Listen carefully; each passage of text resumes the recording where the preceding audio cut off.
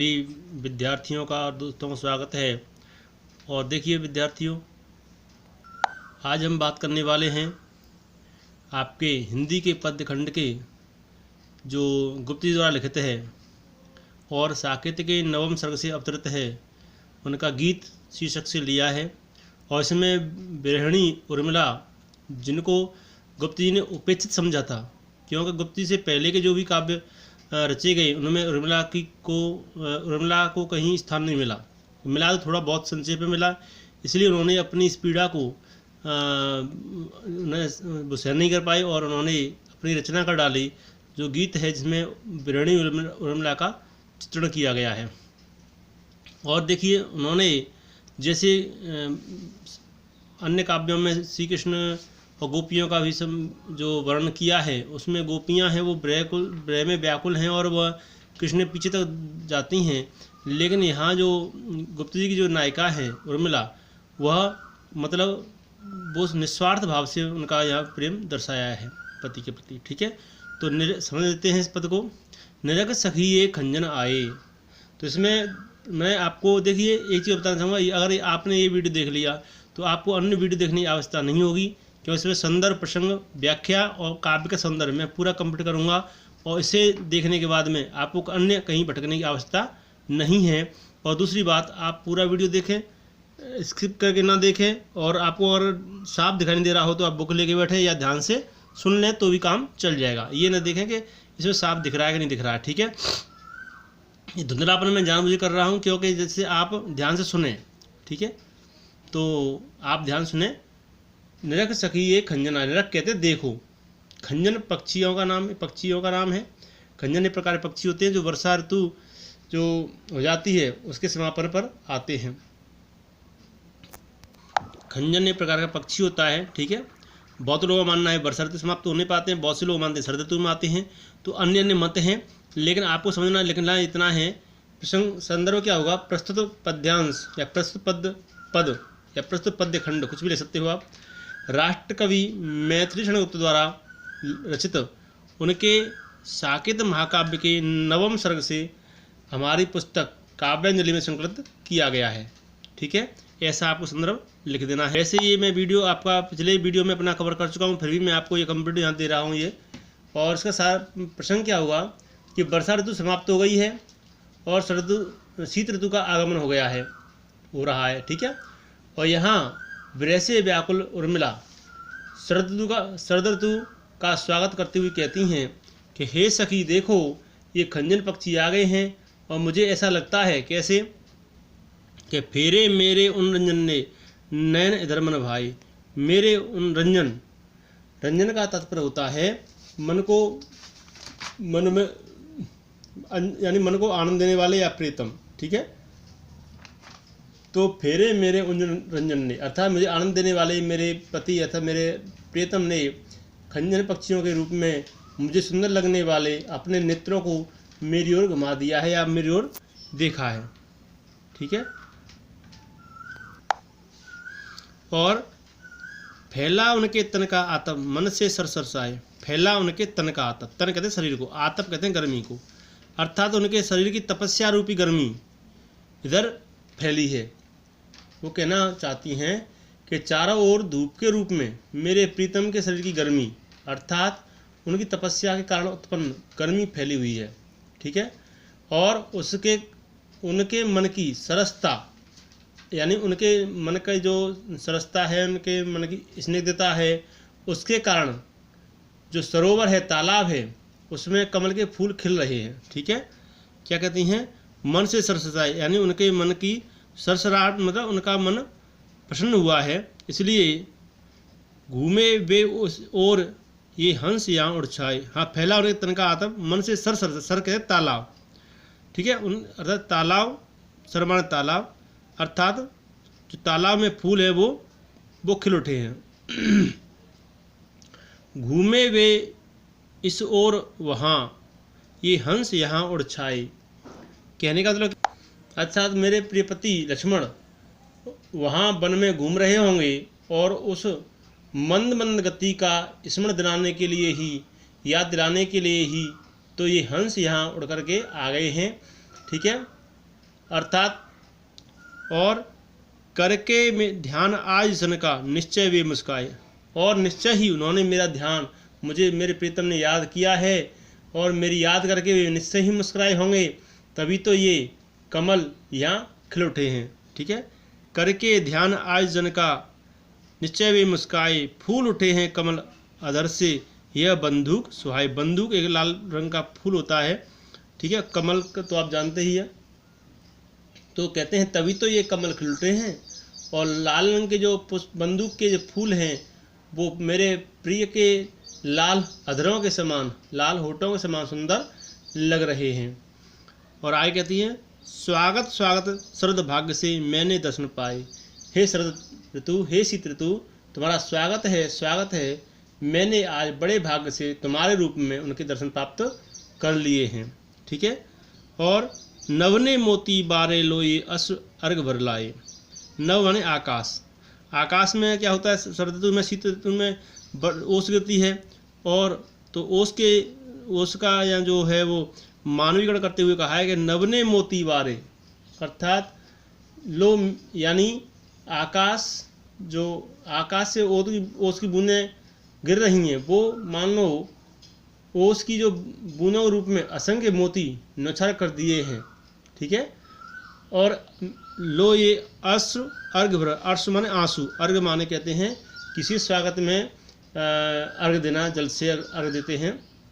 आपने शादियों में देखा होगा लोटे से अर्घ देते हैं। ठीक है, तो लो ये मेरे जो अश्रु हैं, मेरे नेत्रों से आंसू बह रहे हैं, वे तुम्हारे स्वागत के लिए आंसू रूपी अर्घ लेकर के आ गए हैं, अर्थात अर्घ प्रस्तुत कर रहे हैं। ठीक है, अब काव्य सौंदर्य की बात करें तो इसमें आप डाल सकते हैं कि जो गीत है यह कलात्मक सौंदर्य और गहन भाव व्यंजना की दृष्टि से बहुत ही सुंदर है, और भाषा शुद्ध परस्कृत खड़ी बोली है। अलंकार इसमें हेतु प्रेक्षा और रूपक है, और एक अलंकार अपन्वित अलंकार तो वो भी इसमें है। शैली मुक्तक है, शब्द शक्ति लक्षणा एवं व्यंजना, गुण माधुर्य है, और रस वियोग श्रृंगार यानी विप्रलंब श्रृंगार। ठीक है, और अगला पद देखो, शिशिर न फिर गिर वन में। शिशिर ऋतु आ चुकी है। ठीक है, उर्मिला कहती हैं, ये इसका प्रसंग लिखेंगे आप कि प्रस्तुत पंक्तियों में विरागिनी से पीड़ित उर्मिला शिशिर ऋतु को संबोधित करते हुए कहती हैं क्या? उर्मिला कहती हैं, हे शिशिर ऋतु से प्रार्थना कर रही हैं कि हे शिशिर ऋतु, तू शिशिर न फिर गिर वन में। गिर माने पहाड़, वन माने जंगल वन। ठीक है, तू गिर अर्थात पहाड़ में, वन प्रांतर में मत घूम। ठीक है, जितना मांगे पतझड़ दूंगी मैं इस निज नंदन में। नंदन कहते हैं देवताओं का वन या इंद्र का उद्यान। ठीक है, तो जितना मांगे पतझड़ दूंगी, अर्थात तो जितना भी पतझड़ चाहिए वो मैं तुझे अपने ही इस शरीर रूपी नंदन मन से ही दे दूंगी। कहने का उनका तात्पर्य क्या है? वो कहना चाहती हैं कि पतझड़ में वृक्षों के पीले पत्ते झड़ते रहते हैं, और उर्मिला अपने शरीर के विभिन्न अंगों को ही पत्तों के रूप में क्या देख रही हैं, प्रस्तुत कर रही हैं, क्योंकि वियोग के कारण उनके शरीर के सारे अंग पत्तों के समान क्या हो गए हैं, पीले होकर के नष्ट होते जा रहे हैं। तो इसलिए वो कह रही हैं इस बात को। और क्या कहती हैं, कितना कंपन तुझे चाहिए ले मेरे स्तन में, और तुझे कप कप कितनी चाहिए तू मेरे ही शरीर से प्राप्त कर ले, क्योंकि मैं प्रिय के विरह के कारण शीत ऋतु में निरंतर कांपती रहती हूँ। ठीक है, सखी कह रही पांडुरता का क्या अभाव आनंद में। मेरी सखी कहती है, पांडुरता कहते हैं पीलापन, अर्थात मेरे आनंद कहते हैं मुख को, यानी मेरे मुख पर भी पीलेपन की कोई कमी नहीं है।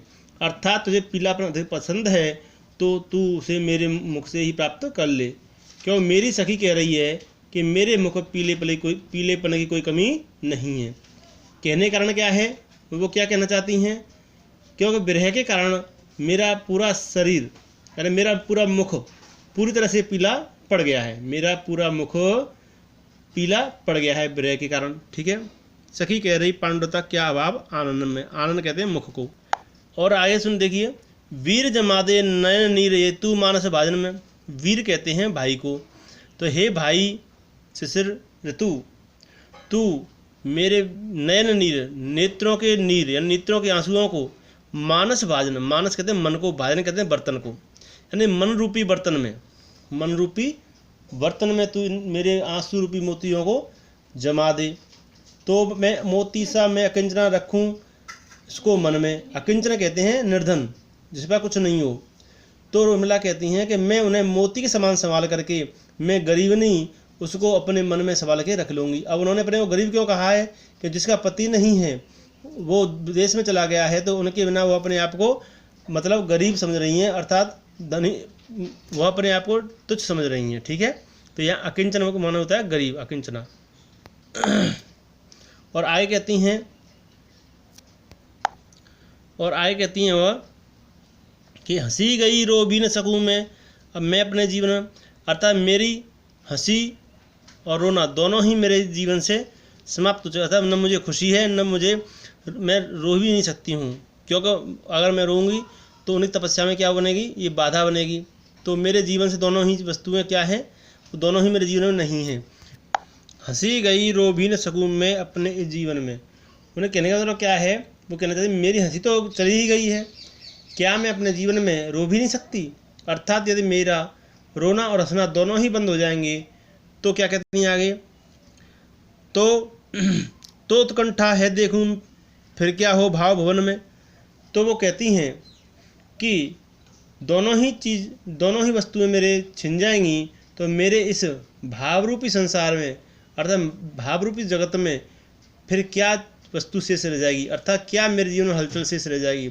उनके कहने का भाव यह है, वो कहना चाहती हैं उर्मिला कि फिर मेरे हृदय में और कौन से भाव उत्पन्न हो पाएंगे? मेरे जीवन में कौन से भाव शेष रह जाएंगे? भाव रूपी संसार, भाव भुवन। ठीक है, भुवन माने संसार। ठीक है, तो इसमें अब काव्य सौंदर्य की बात करते हैं। तो काव्य सौंदर्य इसमें है कि आप इसमें पॉइंट डाल सकते हैं कि प्रस्तुत छंद में विरहिणी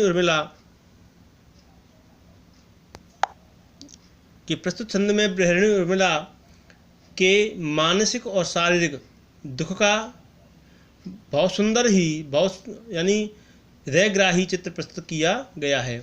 यानी उनके विरहिणी उर्मिला के मानसिक और शारीरिक विषाद का संपूर्ण और हृदयग्राही चित्र प्रस्तुत किया गया है। और आप दूसरा नंबर डाल सकते हैं कि प्रस्तुत छंद में विरह से व्याकुल उर्मिला पर शिशिरकालीन और पतझड़ का रूपक पूर्णतः घटित करके दिखाया है। ठीक है, और भाषा शुद्ध परिष्कृत खड़ी बोली है, शैली मुक्तक है, अलंकार इसमें मानवीकरण भी है, रूपक भी है, उपमा भी है और अनुप्रास भी है। ठीक है, रस तो आपको पता ही है, वियोग श्रृंगार है, विप्लव श्रृंगार है, शब्द शक्ति लक्षणा व्यंजना दोनों हैं, गुण माधुर्य छंद गेय पद है। ठीक है, अब अगला देखते हैं। उर्मिला कहती हैं, आगे पद देखते हैं, मुझे फूल मत मारो। ठीक है, इसका प्रसंग मैं आपको बताता हूँ। यहाँ बसंत ऋतु का जो आगमन है, जो बसंत ऋतु है वो आ चुकी है ना, बहुत सुहावना समय है और चारों ओर फूल पुष्प खिले हुए हैं और अपने अपने रंग से अपूर्व मादकता बिखेर रहे हैं। लेकिन जो विरहाग्नि से पीड़ित उर्मिला हैं, उनको बसंत ऋतु का जो विकास है, फूलों का रंग रूप है, वह बहुत दुखदायी यानी कष्टकारी प्रतीत हो रहा है। ये हो गया आपका प्रसंग। अब बात करते हैं इसका अर्थ और व्याख्या की। ठीक है, और देखिए बच्चों, अगर आप चाहते हैं इसे मैं काव्य पाठ के साथ सुनाऊं तो मुझे कमेंट से बताएं, मैं काव्य पाठ के साथ सुना दूंगा आपको इसको। ठीक है, अभी मैं आपको सिंपल सुना रहा हूँ, अर्थ सुना रहा हूँ। अगर आपको काव्य पाठ अच्छा लगता है तो काव्य पाठ भी सुन सकते हैं इसका। उसके लिए आप मुझे कमेंट करें तो मैं काव्य पाठ के साथ सुना दूंगा इसको। और दूसरी बात यह है कि अगर आपको ये अच्छा लगे मेरा अर्थ समझाना, तो आप इसे लाइक शेयर सब्सक्राइब जरूर करें, इससे मेरा भी मनोबल बढ़े और उसमें आपका कोई चार्ज नहीं लगेगा। दूसरी बात यह है कि वीडियो को पूरा देखा करें जिससे समझ में आए। ठीक है, और सुने ध्यान से। उर्मिला कहती हैं यहाँ पर, वह काम वेदना से पीड़ित होने के बाद कामदेव से प्रार्थना कर रही हैं कि हे कामदेव, तुम मुझे अपने फूल रूपी बाणों से यानी पुष्प बाणों से, मुझे अपने पुष्प बाणों से घायल मत करो, क्योंकि एक तो मैं अबला हूँ, ठीक है, दूसरे मैं युवती हूँ, तीसरी बात मैं वियोगनी हूँ। ठीक है, मैं अबला वाला वियोगनी कुछ तो दया विचारो। मैं ये तो अबला यानी स्त्री हूँ, वियोग और वाला यानी युवती हूँ, वियोगनी यानी विरह से पीड़ित हूँ, इसलिए मेरी प्रार्थना है कुछ तो दया विचारो, कुछ तो मुझ पर दया करो, ठीक है, कुछ तो मेरी दशा को देख करके मुझ पर दया दिखाओ, ठीक है। होकर मधु के मीत मदन पट तुम कटु गरल न गारो। गरल कहते हैं विष को, कटु माने कड़वा, पट माने चतुर, मदन माने कामदेव, ठीक है। मधु माने बसंत ऋतु, और मधु माने अमृत भी होता है, ठीक है, और मधु माने शहद भी होता है, और मधु माने बसंत ऋतु भी होती है। तो यहाँ हम मधु बसंत ऋतु लेते हैं अर्थ, ठीक है। तो तुम बसंत के मित्र हो और पट यानी बुद्धिमान चतुर भी हो, इसलिए मुझ पर अपन ये बाण रूपी विष की वर्षा मत करो। अब उनको विष क्यों लग रहे हैं, बाण फूलों की खुशबू विष क्यों लग रही है, क्योंकि आपको पता है जो वस्तुएं सुयोग के समय सुखदायक होती हैं वही वियोग के समय दुखदायी होती हैं, ठीक है। होकर मधु के मीत मदन पट तुम कटु गरल न गारो। मीत कहते हैं मित्र को, मदन माने कामदेव। तो तुम बसंत ऋतु के मित्र हो और उनके मित्र होकर के मुझ पर ये विष मत डालो, अर्थात मुझ पर मत उड़ेलो, अर्थात विष की वर्षा मत करो, ठीक है। वो कहना ये चाहती हैं कि मेरे प्रति इतनी निष्ठुरता मत दिखाओ, तुम्हारे पुष्प बाणों के प्रहार से, क्या कहती हैं आगे सुने ध्यान से, मुझे विकलता तुम्हें विफलता।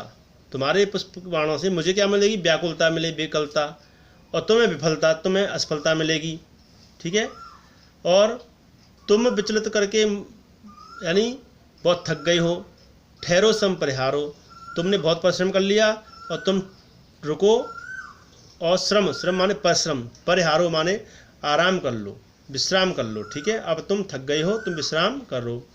और कहने का भाव क्या है, वो कहना चाहती हैं तुम अपनी थकान को दूर कर लो। देखो उन्हें अपने दुश्मन की भी चिंता है, यानी जो उन्हें परेशान कर रहा है उसी की चिंता कर रही हैं, कितना पवित्र भाव है, ठीक है।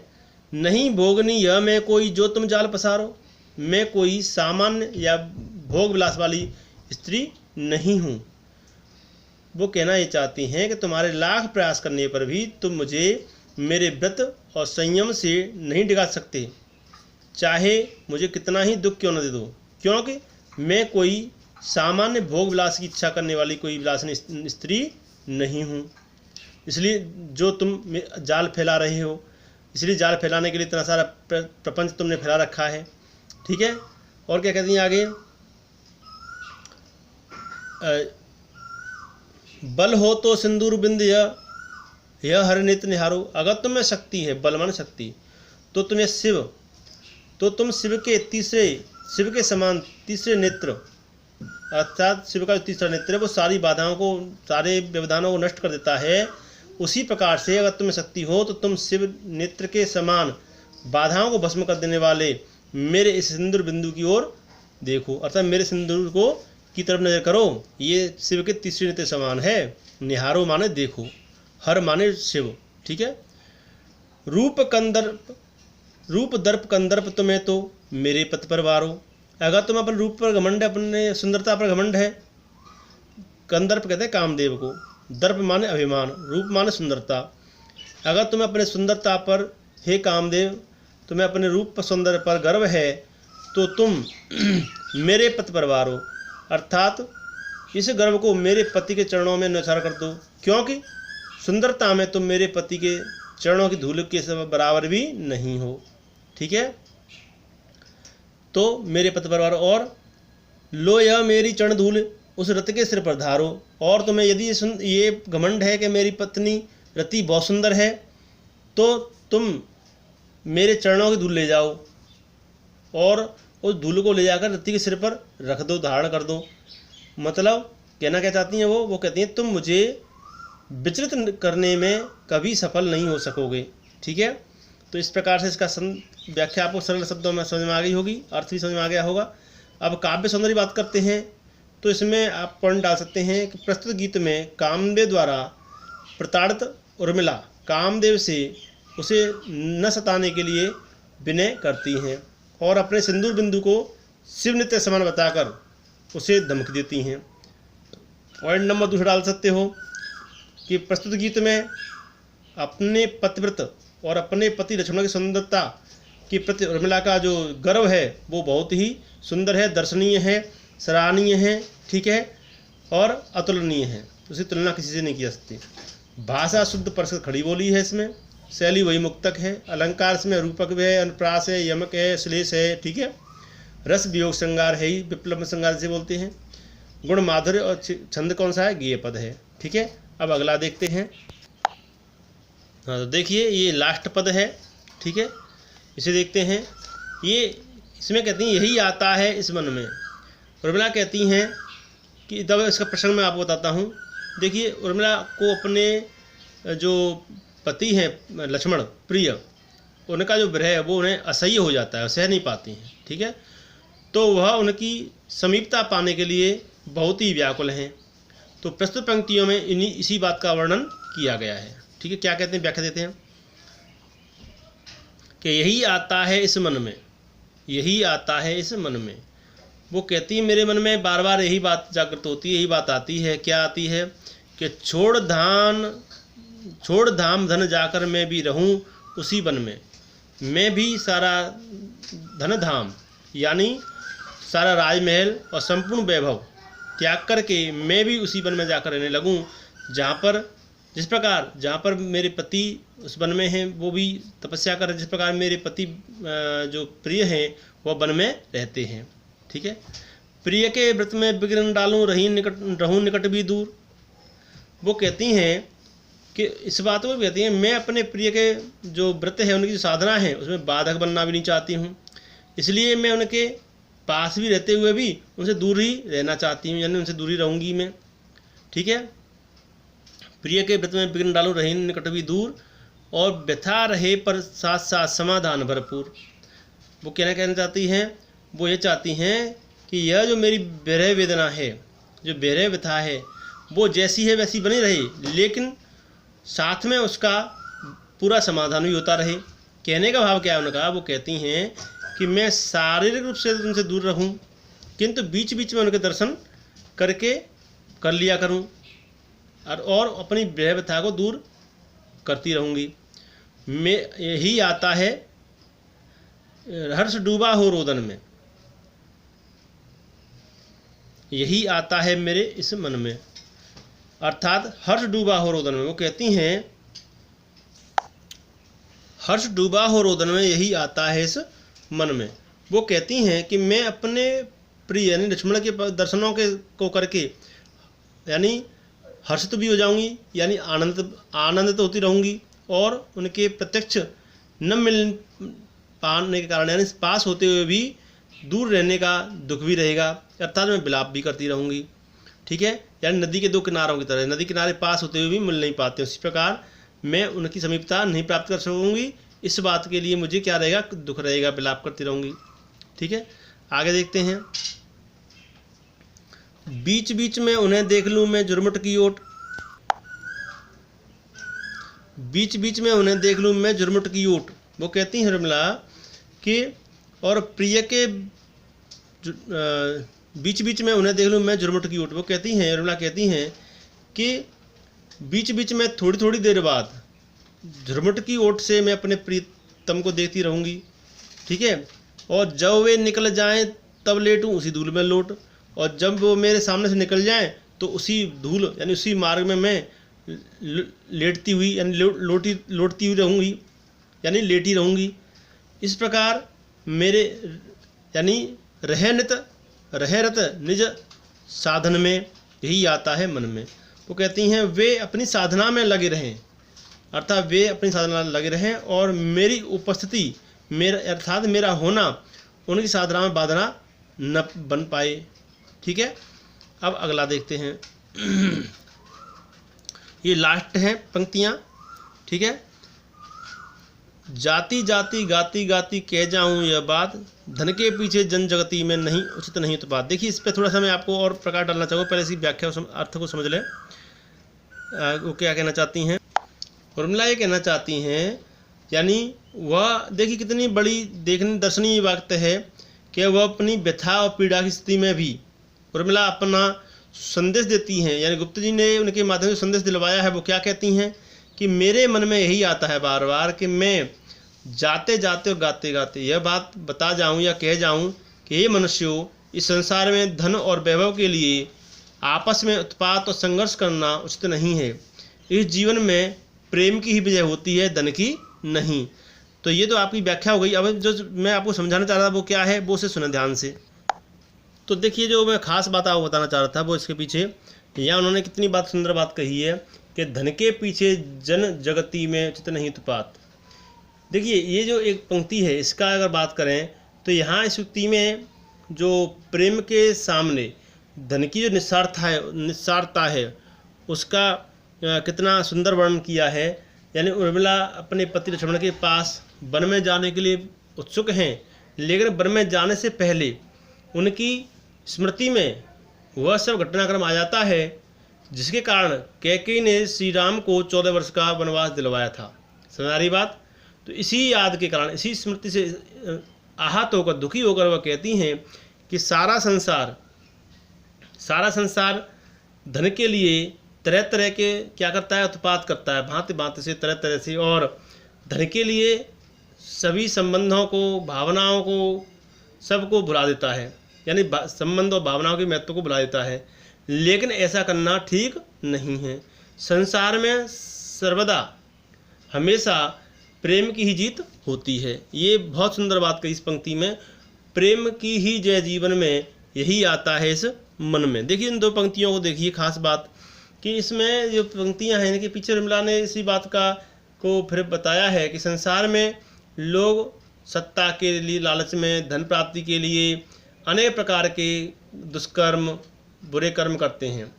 जैसे कि कैकेयी के रूप में भी किया गया है। कैसे कि उन्होंने राजसुख की लालसा के लिए राम के अधिकारों का क्या किया, अतिक्रमण कर दिया, उनका अधिकार छीन लिया, और अपने पुत्र भरत को राजा बनाने के लिए उन्होंने ये सब कर डाला।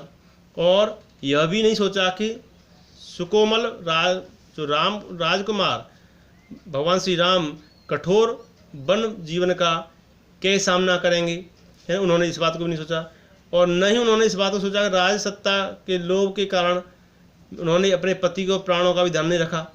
तो इस बात का भी इसमें वर्णन है। उनके भाव ये है गुप्त जी के अनुसार। और उन्होंने सभी रिश्ते नातों क्या कर दिया, किनारे कर दिया। सही बात है, गलत है? केवल सत्ता सुख को ही महत्व दिया उन्होंने। इसी के विपरीत अगर बात करें, माता सुमित्रा ने प्रेम, त्याग और बलिदान का परिचय दिया, है ना, और अपने पुत्र लक्ष्मण को भगवान श्री राम के साथ भेज दिया, है ना, जो कि उन्हें सब वन में भटके। और उनका यह पुनीत कार्य सर्वदा क्या है, सराहनीय है कि नहीं है? बिल्कुल सराहनीय है, और स्मरणीय भी है। प्रातः स्मरणीय काम है ये। और वास्तव में संसार में इसी प्रेम की और त्याग की का परिचय देने वालों का जीवन ही हमेशा क्या होता है, सार्थक होता है। तो ऐसे लोगों का जो यशोगान युग क्या करता है, युगों युगों तक करता रहता है। तो इसी प्रकार वे यश रूपी शरीर से संसार हमेशा क्या रहते हैं, अमर रहते हैं, है ना। तो उर्मिला इसी बात को कहती हैं कि मेरे यहाँ जो उनकी जो मनोकामना है उर्मिला की, कि मेरे जीवन में प्रेम का जो ये भाव है, प्रेम का जो महत्व है, वो संसार में क्या है, हमेशा बना रहेगा। यानी जब तक संसार अस्तित्व रहेगा तब तक प्रेम का भाव बना रहेगा। तो कितनी सुंदर बातें हैं, देखा जाए तो बहुत गूढ़ अर्थ है ये। तो इसे आपको ये समझ में आ गया होगा। और इसमें कोई आपको समस्या हो और तो मुझे आप कमेंट से पूछ सकते हैं।